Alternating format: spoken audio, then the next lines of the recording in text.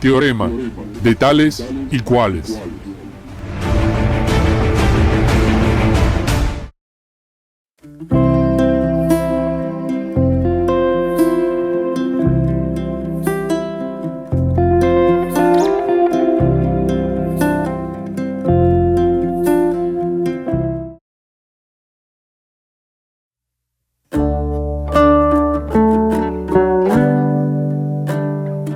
Muchas veces me preguntaron por qué, considerando que todos los conocimientos están en nuestra memoria, ¿por qué no puedo hablar ciertos idiomas?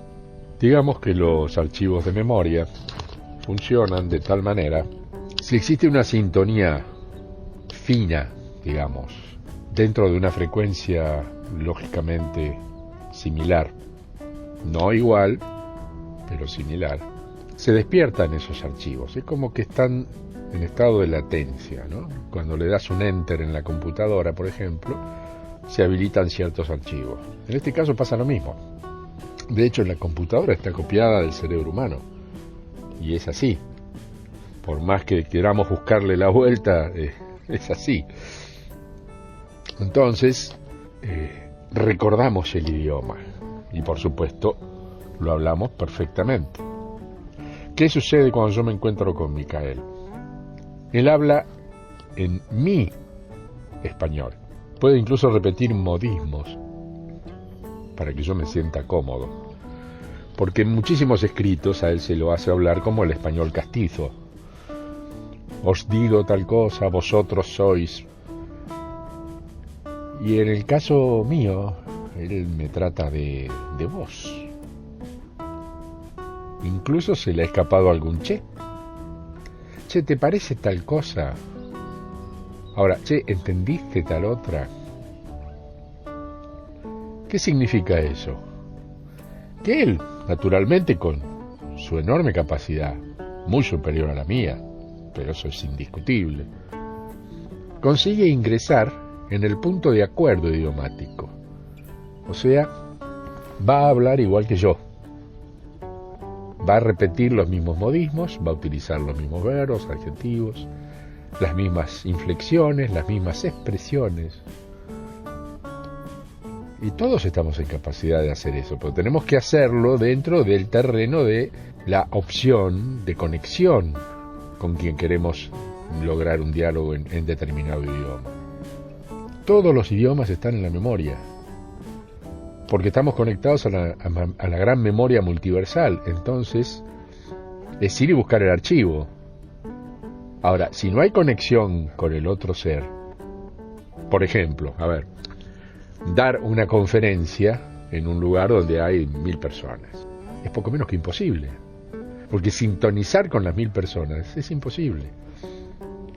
Ahora, una de esas personas está dentro del espectro de lo que nosotros consideramos una conexión correcta, o al menos nuestra alma, a través del espíritu, coincide en que esa es la opción, porque con ese ser vamos a lograr un entendimiento, una conexión, los dos cables son compatibles, por decirlo de alguna manera más técnica, y el idioma fluye, y la comprensión fluye. Hace muchos años me pasó en una reunión con gente que estaba relacionada con el tema de la red global de trueque y que habían venido del extranjero a conversar. Y en un momento dado ingresa en esa conversación, yo no sabía que lo iba a hacer, una X persona. Yo me entendía con un francés, porque había estudiado francés en la escuela secundaria. El inglés nunca me había caído simpático, en cambio los idiomas latinos en general intento y me salen bastante bien. Entonces, bueno, yo me entendía, esta gente provenía de Canadá, yo me entendía perfectamente en francés. Ellos hablan los dos idiomas, francés e inglés son los dos idiomas oficiales que hay en Canadá. Sucede que cuando aparece esta persona, poco menos que obliga, por su intención, a hablar solamente en inglés. No sé si a sabiendas de que yo no lo hablaba, pero la cuestión es que la conversación se cerró, éramos 4, se cerró entre 3, porque 3 hablaban perfectamente el inglés, y yo no. ¿Y qué pasó? Hubo una sintonía por necesidad, entre comillas. Yo tenía que saber lo que estaba diciendo esta persona. porque estaba seguro que no estaba hablando muy bien de mí, por cierto. ¿Y qué sucedió? Comencé a entender lo que ella decía. Con una salvedad, yo no podía responder, o sea, no tenía el idioma hablado, pero sí tenía el idioma oído e interpretado. Entonces, cuando decía ciertas cuestiones, yo en perfecto castellano, porque esta persona entendía naturalmente el idioma castellano-español, le retrucaba diciéndole, o le contestaba, para hacer un término un poco más amplio, porque retrucar es muy argentino, y le decía, no, estás equivocada, porque vos decís esto. En un determinado momento esta persona dijo, me está entendiendo todo, y bajó los decibeles. ¿Por qué? Porque donde intentaba volver dentro del mismo esquema de agresión indirecta, yo le respondía, no en el mismo idioma, en el propio, en el mío, y por supuesto le replicaba también la interpretación a mis otros dos interlocutores en francés. Y ahí se cerraba el círculo. Ya no había posibilidad de que alguien dijera o dejara de decir algo en relación del otro. Ahí ya había una cuestión de comprensión. Ahora, yo en ese momento no interpreto, digamos, una lógica técnica como la que hoy sí puedo interpretar por una cuestión de memoria activa.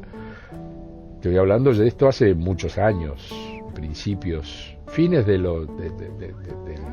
1900 y principios del 2000, o sea, ya pasaron un poco menos que 20 años.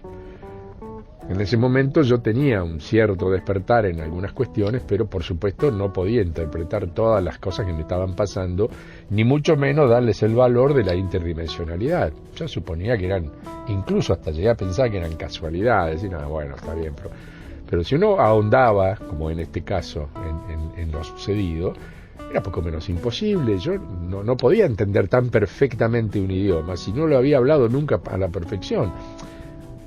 Puedo llegar a decir, entiendo algunas palabras en una película que no tenga doblaje. Me doy, digamos, un poco de maña, pero entender perfectamente. Incluso tomaba nota de algunas cosas para no olvidarme mientras ella hablaba, para poder retrucar o responder. y realmente ahora, en estos últimos tiempos, empiezo a comprender cómo en ese momento mi mente me permitía tener un acceso a una forma digamos, idiomática de contacto que podría decir estaba al límite del campo de la inconsciencia, porque yo conscientemente sí podía escuchar, pero en realidad era mi inconsciente el que estaba interpretando. Si yo no tenía conciencia en ese momento del idioma. ¿Qué quiero decir con esto? Que tenemos absolutamente todas las posibilidades de aprender todo. ¿Cómo despertamos esos dones? Porque ahí es donde ingresa la palabra del famoso don, ¿no? O sea, tu capacidad. ¿Cuál es tu verdadera capacidad? ¿En qué podés ser capaz? Y en general la capacidad siempre está relacionada con aquello que nos hace realmente bien, nos hace felices, nos permite esbozar una sonrisa mientras lo estamos haciendo. Aquello que no depende de que tengamos que obedecer órdenes, sino que obedecemos nuestro propio sentir y nuestra propia necesidad de hacerlo, y eso naturalmente te lleva a un terreno de felicidad absoluta. O sea, si podemos llegar a ese tipo de opción de pronto de vida, ahí estamos abriendo una llave muy importante. ¿Por qué? Porque cuando se abren este tipo de archivos en los que gustosos nos sumergimos, porque entendemos que lo que va a suceder es algo que realmente nos agrada y es algo que realmente sentimos desde lo más profundo, otros archivos conexos comienzan a sugerir y a hermanarse con ese archivo principal, que fue el que despertó de pronto nuestras capacidades primarias. Pero después, insisto, aparecen otros archivos que se van abriendo porque conforman un conjunto que actúa coordinadamente con este primer archivo que fue el que nos produjo la primera sensación de decir, wow, esto me encanta. Entonces es como que se va ampliando la capacidad del don al punto de llegar a mecanismos de perfección. Vos decís, pero ¿cómo puede ser que una criatura de 5 años toque el violín o el piano de esta manera? Ni siquiera le dan a veces los deditos como para decir, mirá cómo abarca el teclado.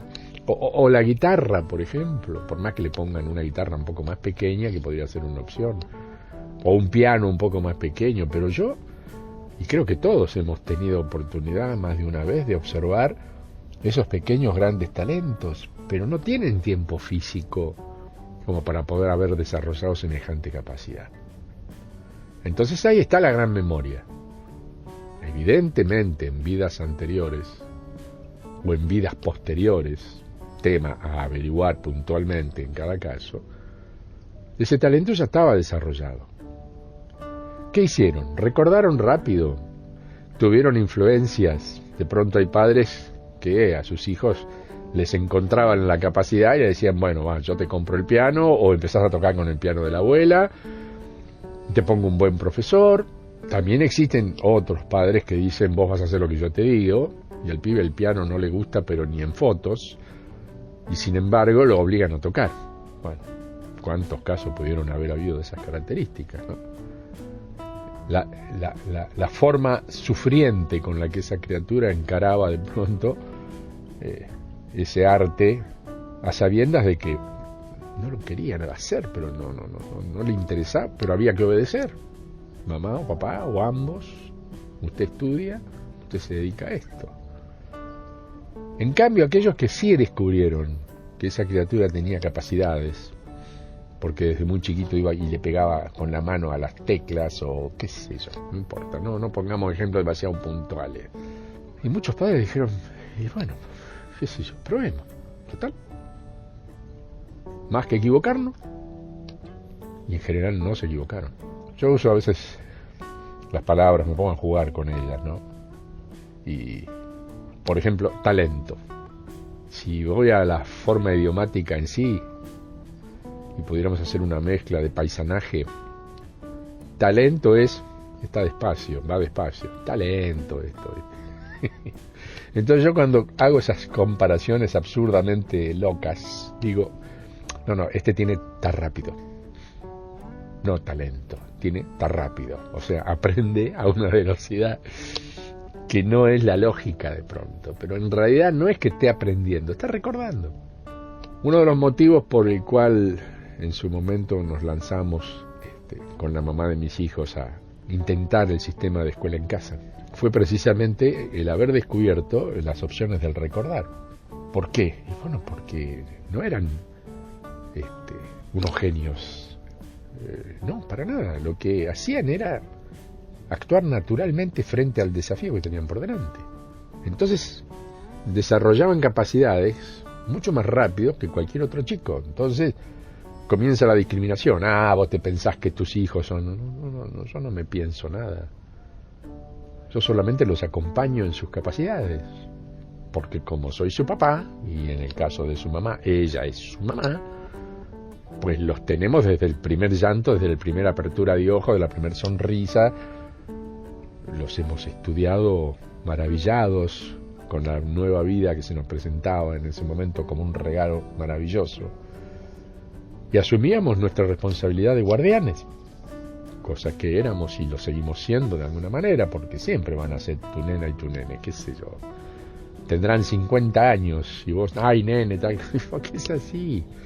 Porque pueden ser adultos, pero para los que fuimos papis sabemos que nuestros hijos son siempre nuestros hijos. Y tenemos que luchar con esa sensación del empoderamiento por el solo hecho de decir te poseo porque sos mi hijo. No, ni claro, es difícil. Casi diría instintivo, ¿no? Tratar de defenderlos, tratar de que no sufran, tratar de bla, bla, bla, bla, bla. Hacemos un enorme punto suspensivo, ¿no? Pero cuando comenzamos en las enseñanzas nos dimos cuenta de que si les gustaba lo que estaban haciendo y se les presentaba, la experiencia mayor la tuvimos con el varón mayor, que ahora tiene 27, 28 años, ya perdí la cuenta. 28 va a cumplir, sí, porque en el 1993. Y él le fascinaba la matemática, y el tipo hacía las cuentas y se divertía haciendo matemática, cosa que, por ejemplo, a mí en la escuela era un trauma. Y supongo que a más de uno de los que están escuchando le va a pasar lo mismo, matemática, ay por Dios. Porque con el tiempo uno puede descubrir que es bellísima y aparte es una herramienta maravillosa para interpretar muchísimas cosas. Si le incorporamos la matemática incluso al amor, lo podemos mejorar. El universo, el poliverso, el multiverso es matemática. Ahora, ¿cómo nos la enseñan? Y el trauma que nos produce el no poder aprenderla. Ahí hay un tema que algún día el sistema educativo tendrá que, no sé, evaluar. Tal vez no lo hagan porque la idea es, a partir de la dificultad, obligar a la criatura o las criaturas que están en ese momento enfrentadas a los problemas, porque justamente son problemas matemáticos. Resolver problemas, claro, te complican la vida. Y si no estás un tanto avivado y achisparrado, como quien dice, ¿no? O sea, tenés la chispita como para decir, engaroncho esta historia y la llevo hasta la última consecuencia. Te quedaste varado en el camino, es una calle de barro que queda ahí y estás empantanado con la rueda girando en el aire, por lo menos. Y uno termina teniéndole terror a la materia. Encima los profesores de matemáticas son muy especiales, hay excepciones, hay grandes profesores. Yo he tenido ocasión de conocer a grandes profesores y profesoras que realmente tenían un don muy especial, una ternura muy particular para explicarnos y tenernos paciencia para que pudiéramos entender. Y una vez que entendíamos una primera porción de esa melange, después lo demás venía como por añadidura, ¿no? O sea, eran conclusiones lógicas. Pero si no enganchábamos la puntita del ovillo, ay, papito querido, para poder desenvainar todo eso se armaban unas galletas que... Y se siguen armando. Hoy se arman hasta con el idioma. O sea, gramática, las faltas de ortografía no aterrorizan solamente verla, así como puede ser que esta persona escriba de esta manera. Claro, pero ¿cuánto ha leído? ¿Cuánta palabra cargó en el tanque? El tanque cerebral no tiene tantas palabras como para interpretarse y bueno, ahí aparece. Y menos saber el contenido y el continente de la palabra, ¿no? La H. Y si la H es muda, ¿para qué la voy a usar? Y bueno, está bien. Si a vos te parece que podés modificar las cosas a tu gusto, y bueno, hacela, qué sé yo. Es una forma de libertad, tal vez. Pero si alguien le puso la H ahí, por algo será. Habrá otra palabra que se puede disimular a partir de la H, qué sé yo. Pensalo. Si no te interesa, bueno, escribí sin H. Ya no se puede hablar de correcciones muy concretas en ciertas cuestiones porque los códigos están siempre al alcance de la modificación, ¿no? O sea, como pasa hoy con la introducción de la letra E en los lenguajes inclusivos. Hay quienes la manejan con una calidad increíble, ni piensan cuando habla. Y a mí particularmente me pasa que tengo que pensar si tengo que utilizarla. Entonces, para evitar problemas, porque estoy pensando en cómo decir la palabra antes que expresarme a través de esa palabra. Entonces me olvido. Y si alguien se ofende, bueno, pediré la disculpa del caso. Yo no pongo diferencias de género. O sea, no escribo a un varón o a una mujer, o no le hablo a un varón o a una mujer de manera diferente. Tal vez a una mujer, desde un punto de vista hormonal, uno se maneja con una cierta sensualidad mayor, y tal vez con un varón uno se maneja con un poco más de brutalidad, o como decimos acá en Argentina, un poco más piola. Pero me cuesta muchísimo incorporar ese tipo de variables. Volviendo al tema de la escuela en casa, o como se la conoce internacionalmente como homeschooling, nos encontramos los avances más increíbles por parte del aprendizaje. O sea, llegar a un punto en el que ese chico iba a rendir un examen y podía en un mismo año rendir 2 años, que tendría que haber pasado con presencialidad en una escuela, y solamente rendiendo los datos básicos de lo que es el programa, el tipo lo rendía y con notas altísimas. Naturalmente, cuando el sistema descubrió que un chico de 9 años ya estaba prácticamente en 6º grado o 6º año, y ahí se armó el gran matete. Y nos prohibieron seguir haciendo eso y nos combinaron a mandar a nuestro hijo a la escuela. Cosa que no hicimos, por supuesto. ¿Por qué? Primero porque no quería ir. Porque si él hubiera dicho yo quiero ir, listo, tu decisión, te acompañamos. Pero el tipo no quería saber nada. Él hablaba de una cárcel de niños.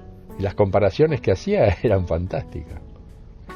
Tienen celdas o claustros con rejas. Ahí adentro están todos y se agreden constantemente, o tienen que callarse la boca y no decir una sola palabra. ¿Por qué? Porque hay un celador, como pasa en las cárceles, o un profesor que hace las veces también de control. Entonces cállate la boca y no digas ni mu. Ahora, cuando suena el timbre, al recreo, al patio, tal cual como pasa en la cárcel. ¿Y qué pasa en el patio? Barrita contra barrita, uno con otro, el famoso bullying que le dicen, y bueno, etcétera, etcétera.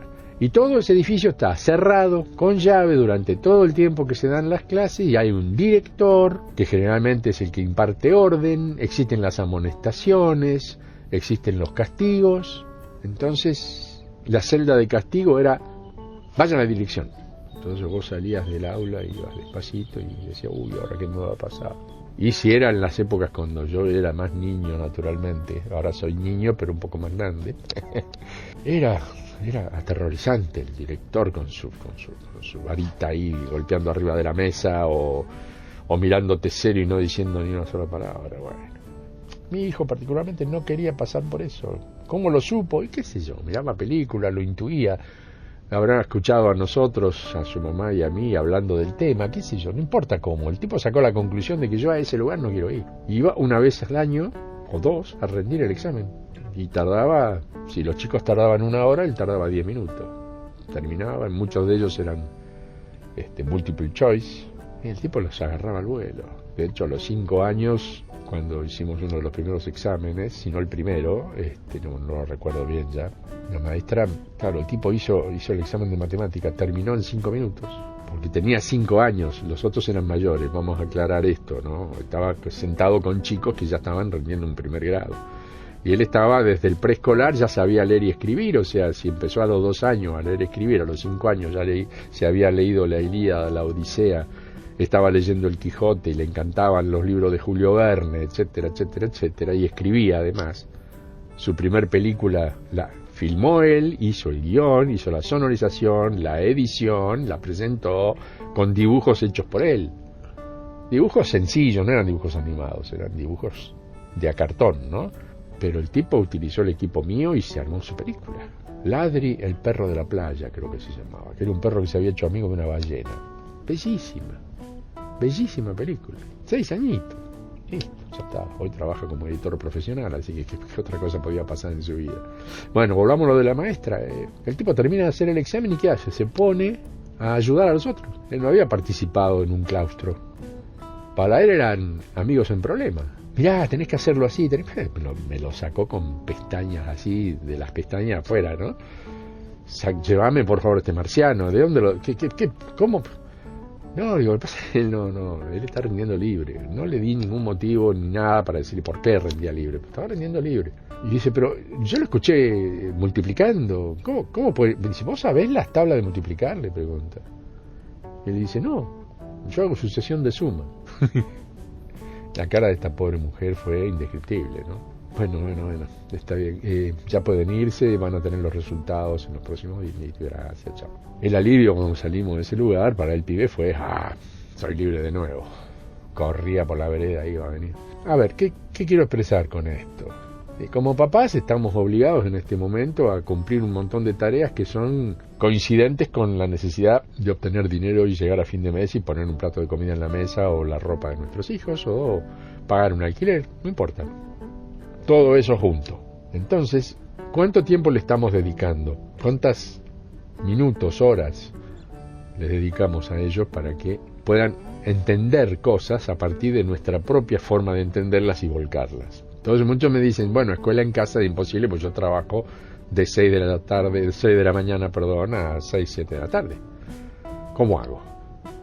Entonces el sistema muy astutamente dice, usted traiga a su hijo, póngalo acá en la escuela, nosotros se lo educamos.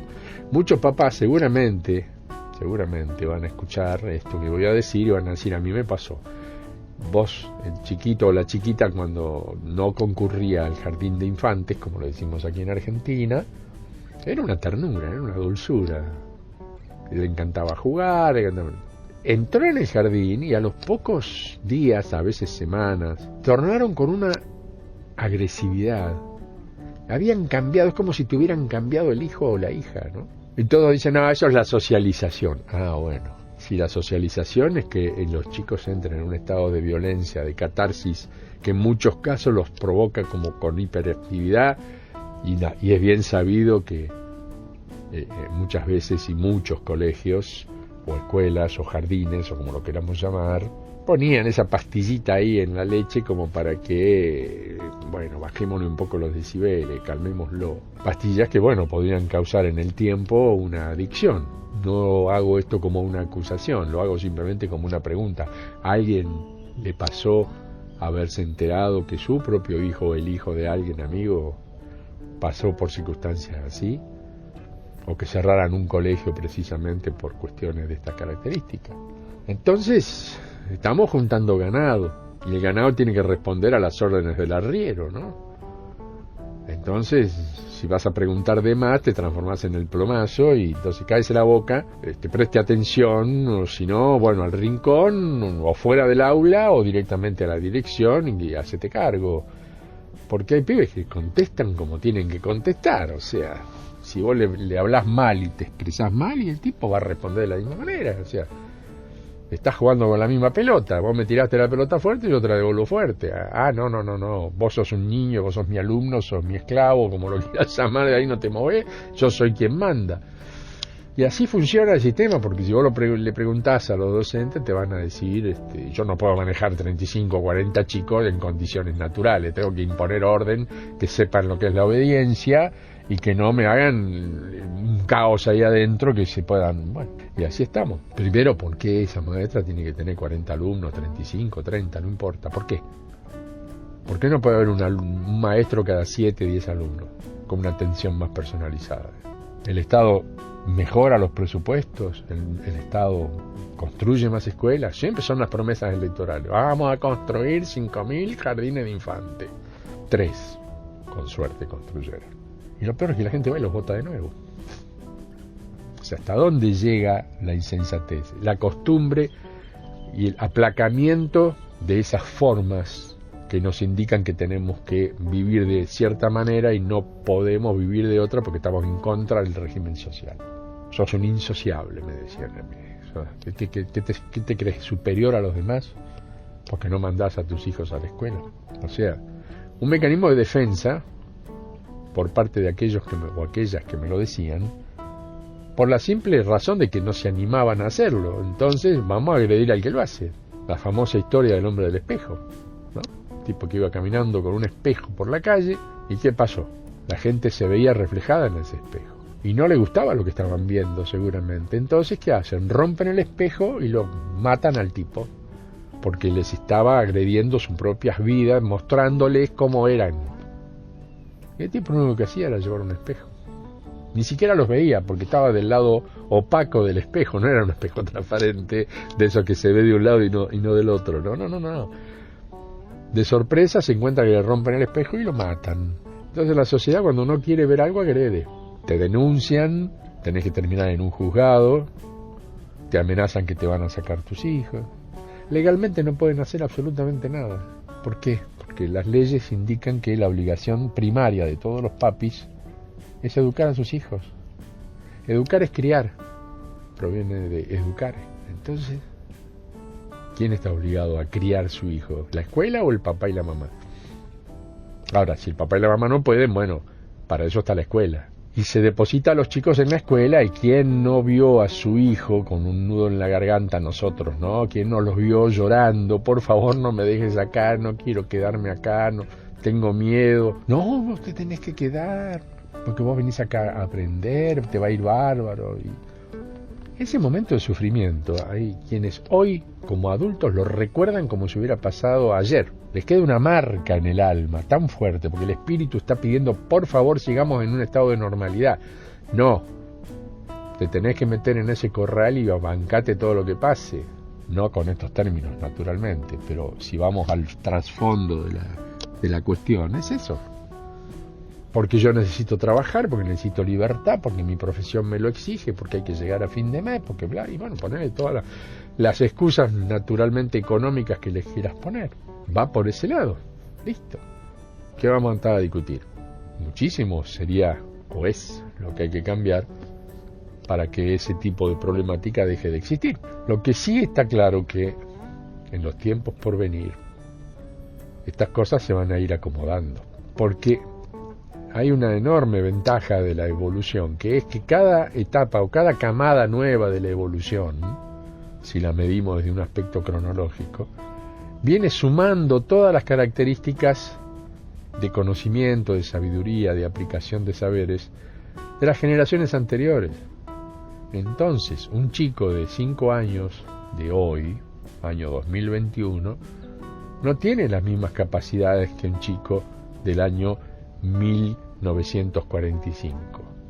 Tiene 20 veces más, pero los estímulos caminan por otros carriles. Entonces, hoy hay una enorme capacidad técnica para que ellos se desarrollen, pero no está siendo prácticamente utilizada, es muy poco lo que se utiliza.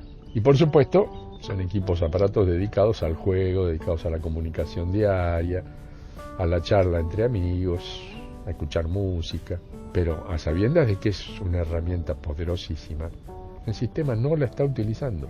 Es más, si uno le pregunta a muchos docentes mayores, gente que hace muchos años, que está a cargo de un aula, que ya están al borde de jubilarse en algunos casos, y muchos más, incluso más jóvenes, no tienen ni idea de cómo utilizar una computadora, o tienen la más básica de las ideas, pero decirles, ¿por qué no le explicamos a los chicos cómo programar?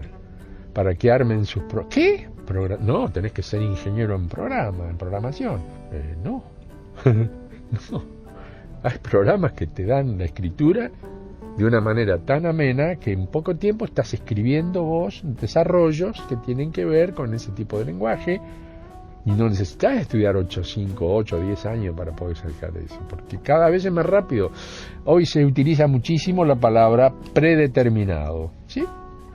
Algo predeterminado es algo que está determinado previamente. No vamos a andar haciendo, qué sé yo, pero a veces hay que decirlo porque hay personas que repiten las palabras pero nunca se pusieron a estudiar por qué existe esa combinación de letras que suena de esa manera, ¿no? Entonces seamos un poco irrespetuosos. De antes, determinado, que es de esta manera. Entonces es poner, copiar y pegar, o variar un par de pequeños ítems y cambian las características activas del programa y sirve para X, Y o Z cosa. Además de ser divertido, porque el resultado final, cuando los chicos se enganchan y ven las modificaciones que ocurren con el solo hecho de cambiar cierto tipo de simbología, modificando el carácter de lo que se está en ese momento exponiendo como programa, el lenguaje básico. ¡Wow! Y ahí es donde se despierta la creación, la creatividad. Pensemos si en la escuela hay aliento a la creatividad, o hay que seguir un método, una fórmula, un modelo, y no hay que escaparse de ahí.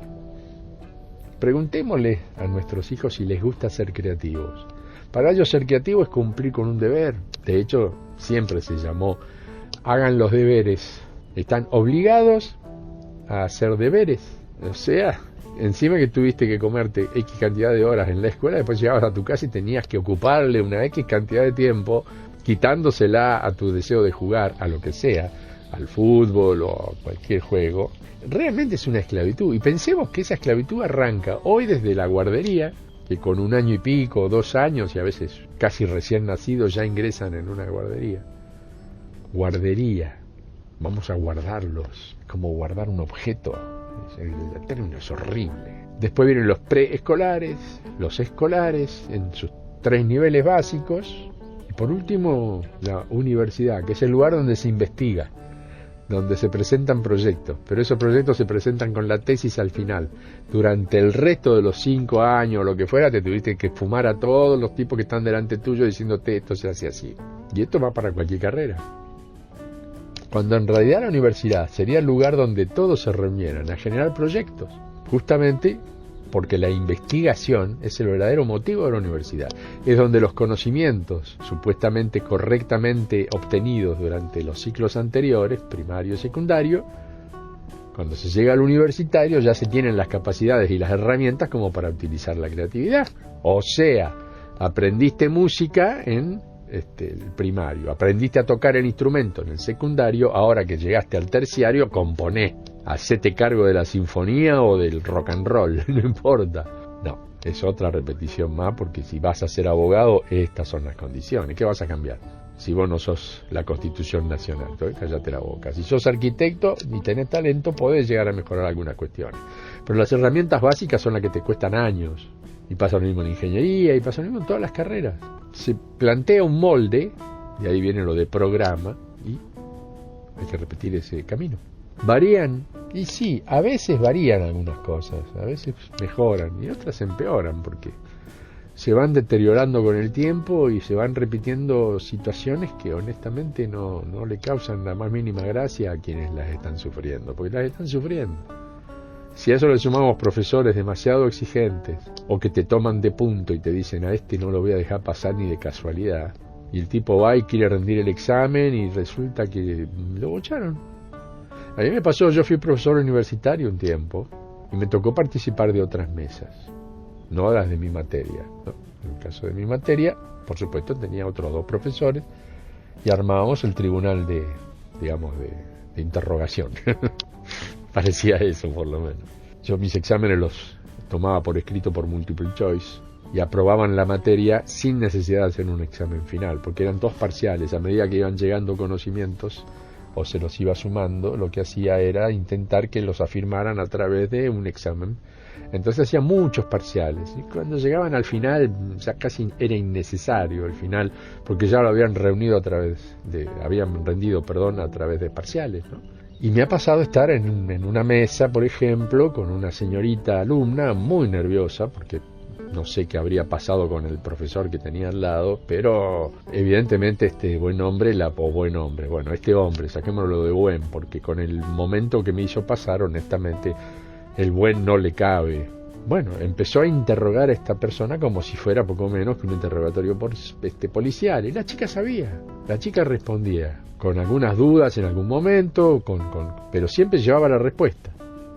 Yo me había tenido que preparar en esa materia porque no estaba de visita solamente. Además tenía que ver con lo mío, cuestión artística, etcétera, etcétera. Así que ciertas reglas que se estaban tratando yo las tenía con absoluta claridad y podía llegar a decir, bueno, incluso hasta podía mejorar el pensamiento del propio titular de la materia, porque yo tenía más experiencia por ahí dentro de ese rubro que la que el propio titular de la materia o presidente de mesa en ese momento podía tener. Pero para hacerla corta y no irnos por las ramas, cosa que generalmente acostumbro a hacer, soy un gran trepador de ramas, vamos a suponer que de 10 preguntas, para hacer un promedio, ¿no?, o de 10 temas, ella había respondido acertadamente 9, con algunas dudas en 1 o 2, pero terminaba en la conclusión, o sea, que la respuesta era correcta en 2 pasos, en otros casos era correcta en el primero nomás. Y el tipo hace la 10ª pregunta, y la chica no es que conteste mal, se quedó como en silencio, porque yo descubrí al toque que era una pregunta con trampa. Había una trampa ahí.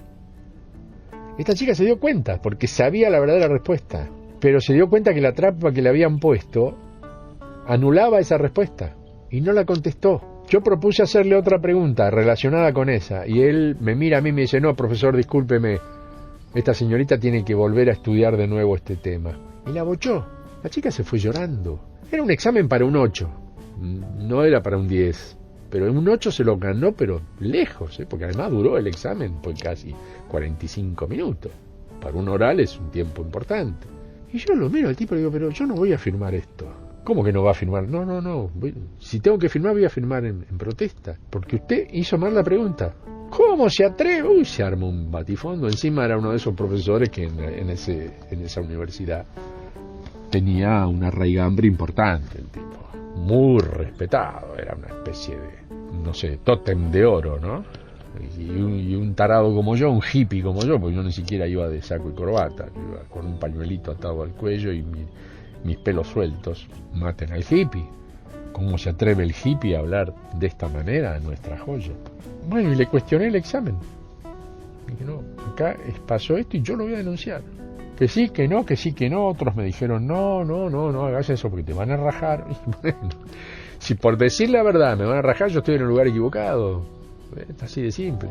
Yo tengo que defender a esta chica porque la verdad lo que hizo fue una injusticia a este tipo. Un abuso de poder. Típico machista. ¿no? O sea, acá el que manda soy yo, vos callate la boca, nena. Y bueno, repetimos la situación, se hizo un tribunal, digamos así, de analítica académica, y yo me acordaba la pregunta como... Es más, escribí la pregunta en mi cuaderno, que siempre estaba con mi cuaderno ahí tomando nota, y eso los molestaba a algunos, porque todos tenían solamente el programa y un par de cositas, y yo iba con el cuaderno y dale. Como soy taquidactilógrafo, porque mi mamá me enseñó desde muy chiquito, ella era secretaria, nunca ejerció, pero desde muy chica había estudiado secretariado, para lo cual era una excelente dactilógrafa. Yo aprendí a escribir a máquina muy chiquito, con una Royal del año 23, me acuerdo, que parecía un fortero, una cosa negra extraordinaria, una obra de arte. Al lado de cualquier computadora de ahora, esas máquinas eran realmente espeluznantes, todo metal, todo, no voy a entrar en ese tema, pero yo las amo esas máquinas, me encanta sentir el tac, wow, me encanta. Bueno, no importa, la cuestión es que yo aparte me las taquigrafiaba para escribir rápido, muy olvidado ya con muchas técnicas de taquigrafía, pero cuando tenía alguna de las cosas ponía 2 o 3 de los curvitas o rayitas y después lo completaba buscando acá quise decir tal cosa, bueno, listo. Tenía la pregunta perfecta y el rector de la universidad, porque esto era una universidad que tenía varias decanatos en distintas carreras, pero tuvimos que llegar a la instancia del rector y el rector tuvo que reconocer de que había una trampa.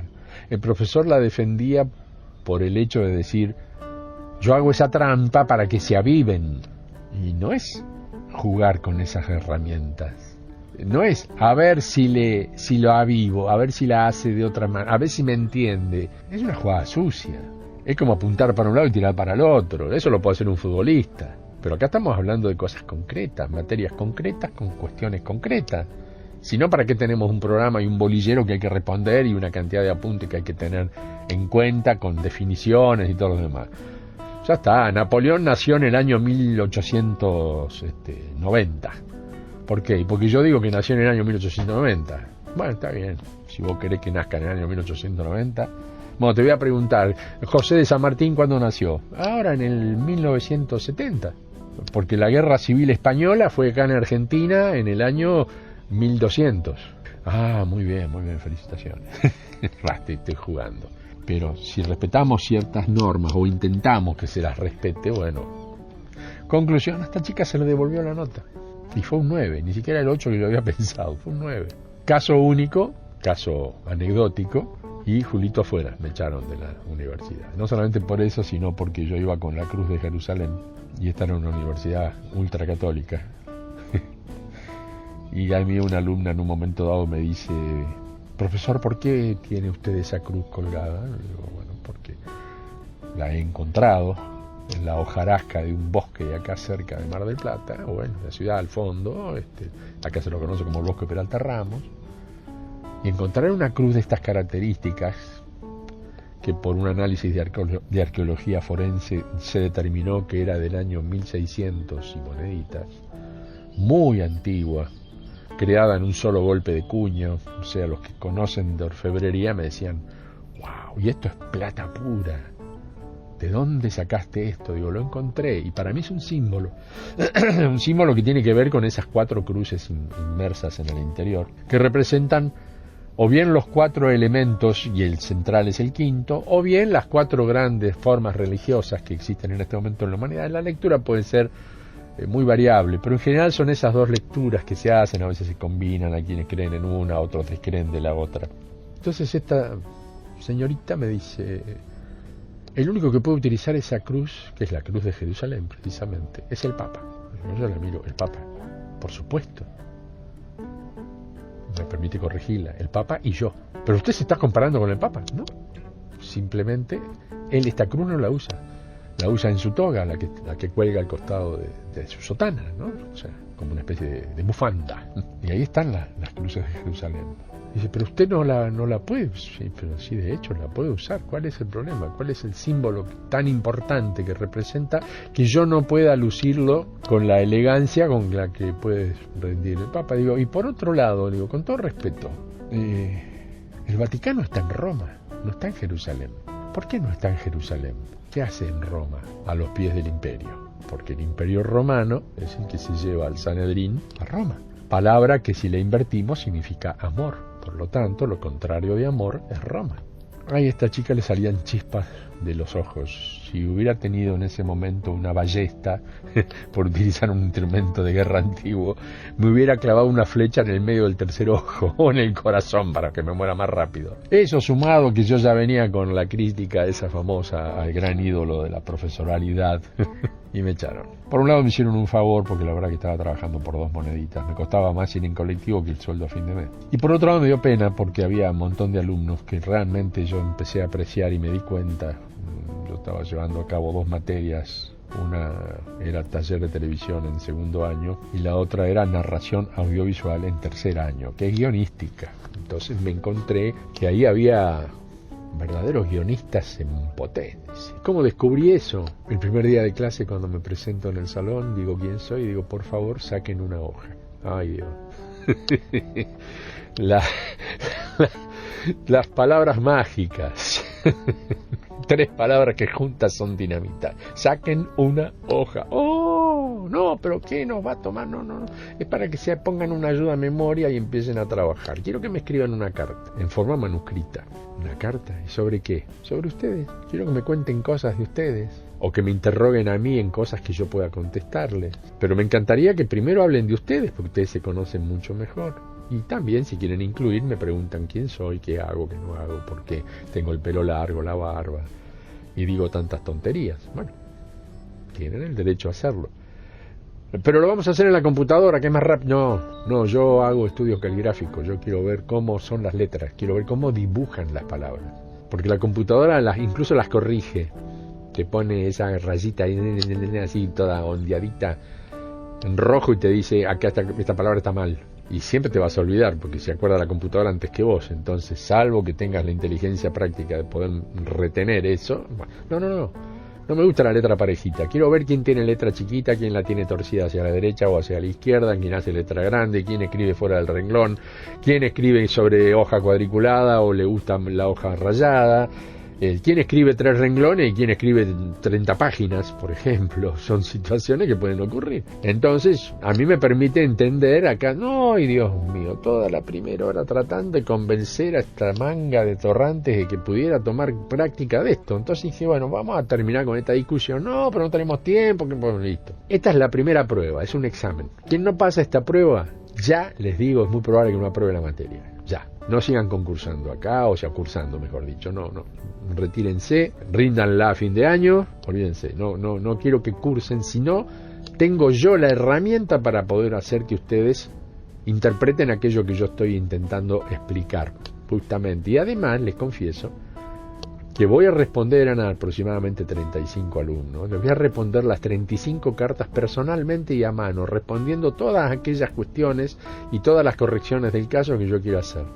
Por lo tanto, 2 puntos. El día que cualquiera de ustedes que está discutiendo esta metodología esté en condiciones de reemplazarme a mí y en 3 días escribir 35 cartas, yo les estoy pidiendo que en menos de una semana o una semana, como mucho, me escriban una carta, que puede ser, profesor, la verdad no se me ocurre qué poner, firmado Cachito. Listo. Yo después sabré qué hacer con Cachito, porque me parece que no le gusta escribir, entonces esta materia le va a costar. Le tendré que dar más bolilla a Cachito. Pero si veo a uno de ustedes que me escribe realmente una carta en la que arranca con un estado sinóptico, genera un argumento, y se puede secuenciar, se pueden crear escenas, tiene capacidades audiovisuales la mezcla de esas palabras, genera imágenes, genera sonidos, hay personajes incluidos. Ay, acá tengo un guionista. A este le voy a poner un montón de elementos para que pueda mejorar esto, que ya prácticamente ya casi ni tendría que mejorarse. Lo que vamos a hacer es estructurarlo un poco más. Entonces, ustedes me escriben, yo les respondo, y no estamos discutiendo más, porque en definitiva, lamentablemente, esta clase está a mi cargo. Soy el que dirige la orquesta. Si yo digo que tienen que tocar los violines ahora, van a tener que tocar los violines. ¿Por qué? Porque está escrito acá. Acá dice, los violines suenan en este compás. Si no, bueno, siéntense en un ómnibus sin chofer y esperen que arranque. Yo manejo. Bueno, dale. ¿A dónde van? Van a donde quiere el que maneja. Ahí me pusieron acá para que ustedes lleguen a un destino. Entender la narración audiovisual para poder llegar a ser guionistas en potencia. Y ahí se terminó la historia. Y escribieron unas cartas increíbles. Muchas de ellas me hicieron emocionar profundamente. El sistema va a tener que cambiar, pero lo vamos a cambiar nosotros, rechazando lo que está mal, no cumpliendo con cierto tipo de normas y reglas que nos imponen otro cierto tipo de conclusiones que no son útiles ni prácticas para nadie, y aquellos que tenemos una mayor o menor capacidad para poder interpretar ciertas cuestiones que tienen que ver con la educación, docencia, no sé, pónganle la palabra que quieran, a mí no me gusta ninguna de esas palabras. Yo siempre hablo del recordar, el intentar que cada uno encuentre su yo, su ser, su supra-yo, que se conecte con su verdadero tan rápido antes que con su talento, y pueda crear cosas que no solamente le son útiles en lo personal, además de ser agradables de llevar hasta la última y bellísima consecuencia, sino que además son útiles para los demás. No hubieran existido grandes inventos ni grandes descubrimientos si ese loco no se hubiera puesto de cabeza a hacerlo, o esa loca no se hubiera puesto de cabeza a hacerlo. Y el sabor del triunfo, cuando uno alcanza un objetivo en el cual es propia obra, ¡opa! Llámese una canción, un cuadro, un libro, lo que sea, pero que sea nuestra creatividad. Muchos me dirán, bueno, hay carreras que no se puede ser creativo. Díganme cuál. Abogado. Bueno, eligieron la más graciosa. Sin embargo, se escriben leyes. Sin embargo, un abogado se puede proponer dentro de un sistema como diputado o senador y puede cambiar paradigmas de la red hasta el punto de poder obligar un cambio en la Constitución. O sea que se pueden hacer cambios. En ingeniería, dejar de decir que desde el Forte hasta ahora los coches no cambiaron. Sí, tiene 4 ruedas y un volante. ¿Y lo demás? Que la computadora lo maneja solo y vos vas durmiendo tranquilamente en el mismo asiento del conductor y el coche se conduce solo. ¿Y los teléfonos? Desde ese que se acuerdan que aparecían en las películas que andaba con que era una manijita que le daban. Hola, sí, la operadora andaba con unos chanchufis ahí. Sí, ya te conecto. ¿Cómo andás, Carlitos? ¿Todo bien? Che, estuve con tu mamá el otro día. Ah, bueno, mira, te paso con Rosita. Tronc. Claro, eran 20 familias, 20 enchufes, 20 agujeritos, pim, pim. Entonces ahora enchufo la 14 con la 2. Pic, y ahí están hablando. Todos llegaban a la central y de la central salía todo. Listo. Ahora tenés este aparato maravilloso que mide 10 centímetros por 8 o menos. Y estás hablando y chateando, como te dicen ahora, como se dice, mejor dicho, con alguien que está en China, o en Europa, o en el Polo Norte, si es necesario, y a tiempo real prácticamente. Y eso, a algún loco en algún momento se le ocurrió alguna idea y la desarrolló. En general eran tipos, o tipas, entre comillas y con respeto, bastante particulares. No vamos a poder masificar el conocimiento, pero sí lo podemos perfeccionar en la obra y la inteligencia de cada uno que lo recibe. Se pueden cambiar algunos ingredientes de la receta y lo que queda como resultado final es un plato delicioso. Eso sí es que queremos cocinar, porque si la idea es churrasco con ensalada todos los días, créanme que es aburrido y a la vaca no le cae nada simpático. Les doy mi más fuerte abrazo y ya seguiremos con estos temas. Hasta la próxima.